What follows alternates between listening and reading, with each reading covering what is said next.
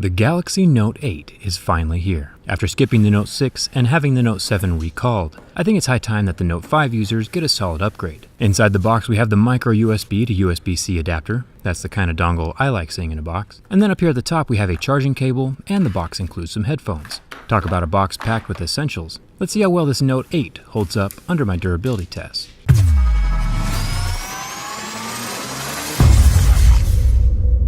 Samsung has been among the most solid phones I've ever tested. I see no reason why the Note 8 should be any different, but there's only one way to find out for sure, and that's by starting with the scratch test. My buddy Mo came up with this test back in 1812 to differentiate between different minerals, like ceramic, sapphire, glass, and plastic, even titanium on the Essential phone I tested yesterday. The Note 8 has Gorilla Glass 5 on the front, and scratches at a level 6, with a deeper groove at a level 7. That's the solid standard these days for smartphones, and pretty normal. The iPhone 7 scored the same. Up at the top of the phone we have a plethora of sensors, the iris scanner, the front-facing 8-megapixel camera, and the proximity sensor, all protected by the same Gorilla Glass 5, so no worries about damage there. The earpiece is also solid metal, and looks like won't ever fall out on its own. Down at the bottom of the phone we find the same huge slab of glass, with no physical buttons.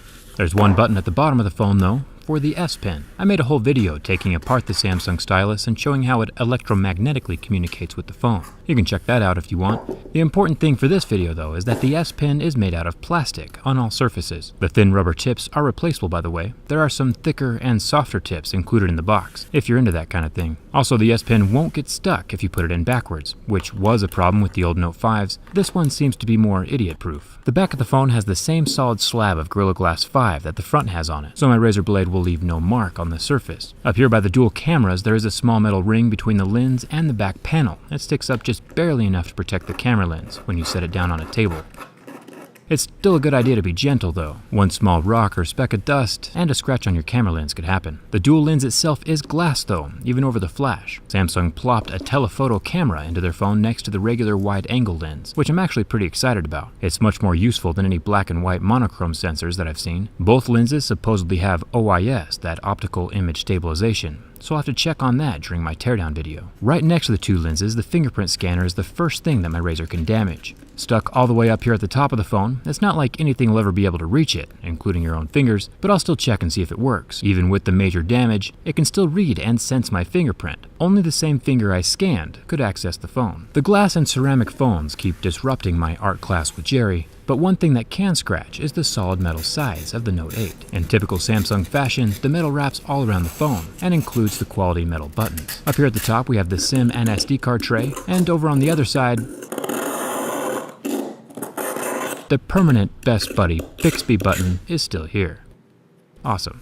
The bottom of the Note 8 has the fast-charging USB-C port, as well as the ever-convenient headphone jack. When you need one, and it's definitely nice to have it. The bottom edge of the stylus has metal on it as well, keeping that same premium feeling all around the edge of the phone. One thing that has accumulated though during this test that might bother some people is a plethora of fingerprints. If you prefer a naked-feeling phone but hate the look of fingerprints, a skin is not a bad idea. Plus, glass only breaks after a defect or impurity, like a scratch, is introduced into the glass. A skin keeps those small nicks and scratches from happening in the first place. Laminated glass is stronger than unlaminated glass. If you're not into dragons, wood, or concrete though, there's always the fiery yellow color in loving memory of our previous Note 7, and I'll toss a dbrand link in the video description, so show them some love for helping make this video possible. This Note 8 is IP68 water resistant, one whole level above the IP67 iPhone 7. I do enjoy bringing that up every time. Fire is quite the opposite of water, but this 6.3-inch Super AMOLED 1440p display is HDR10 compliant, just like the LG G6. Basically, that means it displays colors real good, and lasts about 10 seconds under direct flame, before getting permanently damaged and not recovering. Bixby is all up in our business about it, but I'll disable him later. Like always, we finish off with the bin test. This gives us an overall idea on the build quality of cell phones. I've tested about 75 different phones now. It's a pretty expensive hobby, and Samsung has always been one of the strongest. This Note 8 is no different. Flex from the front or the back and it remains unfazed and fully functional. Between the S Pen, wireless charging, dual cameras, SD card slot, headphone jack, and solid water resistance, this is definitely daily driver material. I'll be impressed if the next iPhone has half as many features as the Note 8. Speaking of which, I will be testing the iPhone 8 when it gets announced in a few weeks, so make sure you're subscribed and ready for that. I'll keep Twitter updated on the exact time that the video will be posted. Check the description to see what dbrand has for your phone,